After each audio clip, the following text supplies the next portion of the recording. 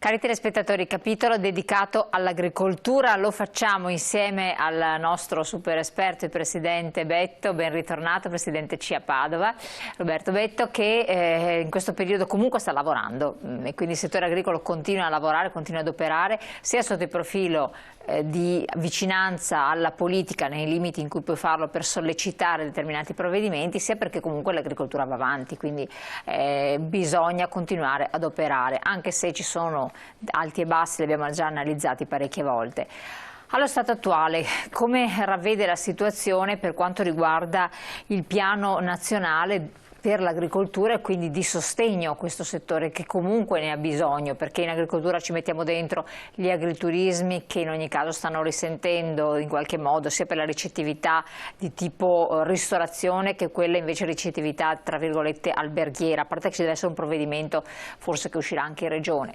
Poi per tutto riguarda il settore agricolo che è legato all'Oreco in qualche modo, per cui alle categorie produttive della ristorazione, insomma di quel che era un'abitudine fare che adesso non è più. Allora, qual è il punto della situazione col governo che, ai noi, allora, innanzitutto salve a tutti, è sempre un piacere essere partecipe e dare un contributo a quello che può essere il settore primario dell'agricoltura. Lei dottoressa si riferiva a quello che può essere la progettualità futura e quindi l'operatività del New Generation EU che poi si cala nel nostro governo nazionale, in New Generation Italia, che a sua volta si deve calare nelle regioni e quindi con piani di ripartenza e di resilienza importanti.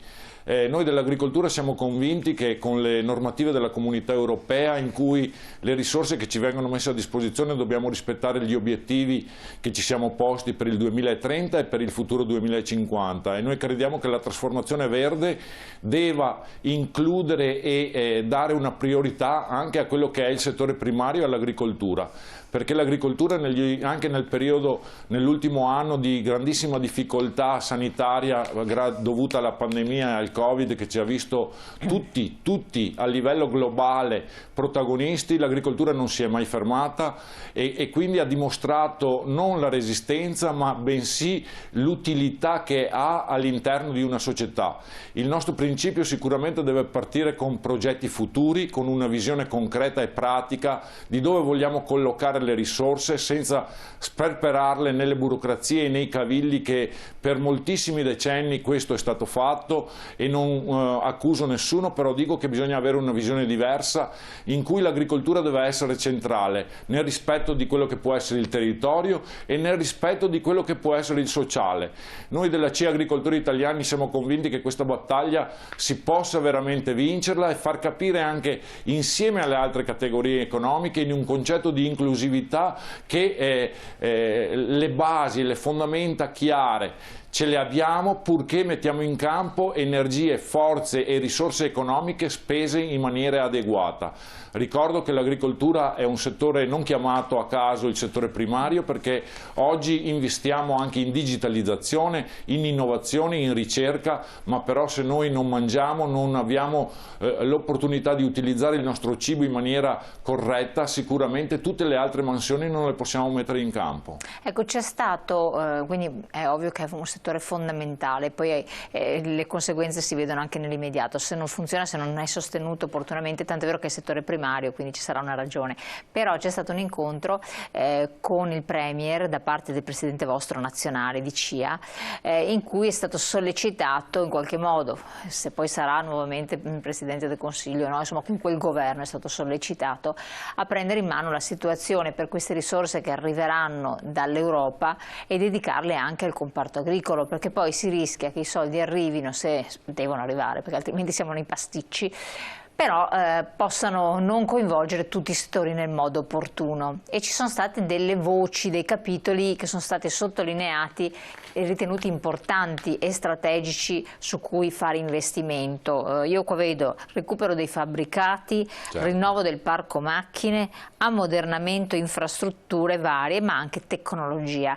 Sembrano quasi voci, capitoli di aziende, di imprese, no? Al settore industriale, e invece stiamo parlando di agricoltura moderna. Beh, l'agricoltura moderna non è altro che un'impresa, solo che anziché occuparsi magari di metalmeccanica o di altre attività, si occupa di produzione e si occupa non solo di produzione del cibo, ma del rispetto dell'ambiente e la conservazione del territorio. E penso che sono temi indispensabili con il progetto del New Green Deal, che la Comunità Europea mette questi paletti in cui le risorse devono essere spese con progetti chiari e con tempi certi. Perché dico questo? Tempi certi, bravo. Perché talvolta alcuni cavilli non ci soffermiamo a valorizzarli, ma però io penso che sia giunto il momento di prendere atto e coscienza e responsabilità soprattutto anche di quello che si vuole fare. Non possono essere progetti scritti sulla carta, ma devono essere cose concrete e pratiche che si possono mettere in campo. Lei si riferiva a qualcosa di importante. Io penso che oggi anche i cambiamenti climatici e quindi anche tutto il progetto di prevenzione idraulica e idrogeologica del nostro territorio sia indispensabile, visto che viviamo nella pianura padana e viviamo in un territorio fragile e molto a rischio, e quindi anche questi principi della conservazione dell'acqua, del buon utilizzo, perché senza acqua non si può né fare allevamento né fare produzioni orticole né quanto altro. Voglio ricordare che l'agricoltura italiana è una delle agricolture più ricche, parlo di agricoltura, rispetto agli altri paesi della Comunità Europea, ma in realtà l'agricoltore in se stesso è il più povero in Italia, e allora a me questo mi fa un po' chiedere dentro di me, ma perché questo deve succedere? Perché sono piccole aziende purtroppo, come tutti i settori. Esattamente. E quindi non hanno neanche potere contrattuale in sé per sé, di trattativa, perché effettivamente, a parte anche le associazioni di categoria, sono diverse voci, perché sono espressione di un paese che ha diversi anche modi di intendere come affrontare certe problematiche, anche se bisogna dire che poi vi muovete a livello unitario sui grossi temi, sulle grosse questioni, però è una ricchezza, ma è un punto di fragilità questo. Esattamente, io credo proprio che sia questa la realtà delle cose, però dobbiamo capire che il nostro settore, il settore dell'agricoltura, è un settore talmente burocratizzato e costretto a rendicontare tantissime di quelle cose che sono alla fine dei costi di tempo, e il tempo è denaro per tutti. Però noi non ci vogliamo limitare, siamo convinti che le regole le vogliamo rispettare, purché a fronte anche ci sia una riconoscenza delle istituzioni, della politica, dei vari territori, di chi ci rappresenta. Noi siamo un'associazione che cerchiamo di rappresentare in maniera democratica più persone possibili, ma soprattutto fare quella squadra, quel concetto di inclusività, per crearci anche a noi quella forza di proposta politica nei confronti del nostro settore. Ne abbiamo estremo bisogno. È ora di cambiare, è ora di assumersi veramente le responsabilità per un futuro migliore, che magari non sarà quello di Roberto, ma sarà quello anche delle future generazioni. In quest'ottica probabilmente noi dobbiamo capire quali sono stati gli errori negli ultimi decenni fatti, e li dobbiamo accantonare o analizzare. Esatto, quali possono essere stati degli errori che voi riscontrate, tra virgolette, strategici nel passato? Se pensiamo anche alla questione delle quote latte, solo con una battuta do una risposta. Le nostre produzioni non sono ancora sufficienti per il nostro fabbisogno nazionale. Cioè noi produciamo, però non è sufficiente quello che viene esatto, prodotto. Oppure voglio fare squadra con l'agroindustria, quando vuole etichettare un prodotto e non ha comprato neanche un grammo del prodotto italiano. A me queste cose mi fanno un po' imbestialire. Ma se ne può venire fuori da questo? Perché ci sono interessi grossissimi a tal riguardo, quindi è anche difficile a volte. Abbiamo un potere contrattuale tale da poter far passare certi messaggi e farli poi rendere realtà. Però dobbiamo essere anche coscienti che il nostro costo del lavoro, il nostro costo dei servizi a livello nazionale è il più alto d'Europa, e oggi io non voglio che l'Italia accodi assieme alla Grecia un paese che abbiamo insegnato a vivere al mondo, in cui anche chi parte da paesi stranieri vuole venire in Italia perché crede di trovare il castello di oro, ma non è così. Oggi dobbiamo soffermarci e decidere insieme alle altre categorie, insieme alle istituzioni, quali sono i progetti concreti, pratici, per dare risposte immediate a chi si impegna, a chi fa impresa. Oggi il sistema nazionale, regionale, territoriale lo mantiene l'impresa, l'impresa dà lavoro, l'impresa crea, fa produzione, l'impresa è l'attività principale da oggi da salvaguardare in un momento di crisi pandemica come quella, ma questa crisi deve essere una lezione di vita per un cambiamento coerente e concreto. Ecco, è stato puntato l'accento da parte anche del Presidente nazionale, lei lo sottolinea più volte quando fa gli interventi, sulla ecosostenibilità.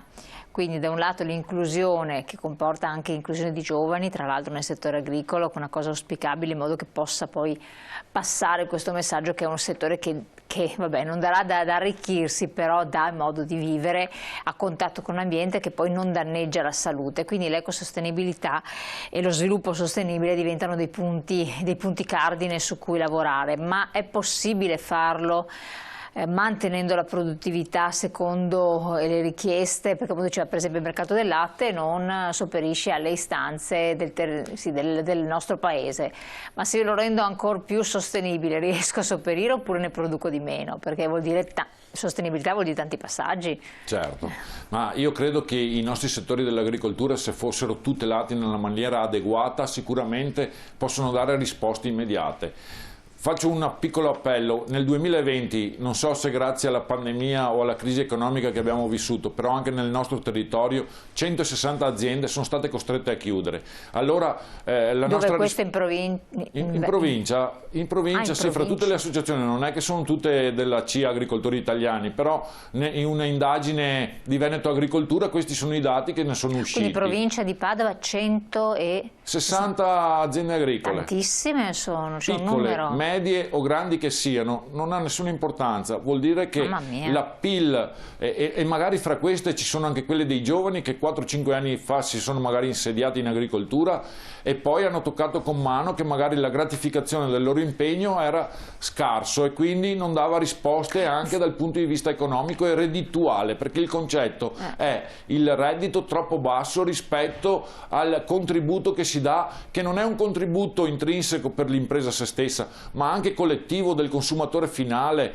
della società, del territorio, dell'ambiente. Questa è anche la visione di proposta del settore primario dell'agricoltura che si vuole mettere in gioco assieme alle altre categorie economiche. Assolutamente, anche perché insomma, è tutto un insieme anche di valori sostanzialmente che l'agricoltura porta con sé, no? Quindi diventa strategico da questo punto di vista. Ma mi viene in mente che alcuni anni fa passano veloci, dopo la grande crisi, tanti avevano perso il posto di lavoro e tanti giovani avevano detto diventiamo imprenditori agricoli, avevano fatto anche dei sacrifici, erano riusciti ad avere il famoso pezzo di terra e quant'altro e auspicavano che questo potesse diventare remunerativo. Mi ricordo ancora, ne parlavamo insieme, si portavano anche i giovani in trasmissione.